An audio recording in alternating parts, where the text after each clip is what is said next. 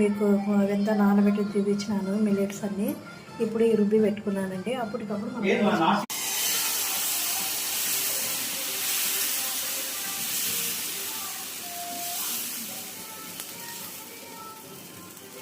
అప్పటికప్పుడు దోశ బాగా వస్తుందండి.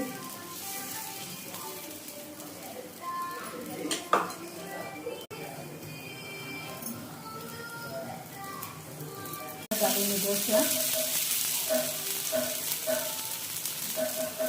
పిండి ఏం లేదండి, నేను ఫ్రిడ్జ్లో పెట్టేస్తాను. చాలా బాగా వస్తుంది దోశ, బాగా ఎర్రగా అవుతుంది. బయటే పెట్టవలసిన అవసరం లేదు. రుబ్బినాక ఒక నేను ఆ పిండి వేడి ఉంటుంది కాబట్టి మనం కొద్దిసేపు పిండి చల్లారిన తర్వాత పెట్టేస్తే సరిపోతుంది. కొంచెం కారం బాగా వస్తుంది. ఇంత బాగా ఎర్రగా కాల్చిందో ఇప్పుడు రుబ్బినాను, అప్పటికప్పుడు వేస్తానండి దోశలు. మీకు ఈ వీడియో నచ్చినట్లయితే లైక్ చేయండి, షేర్ చేయండి, సబ్స్క్రైబ్ చేయండి. Please subscribe.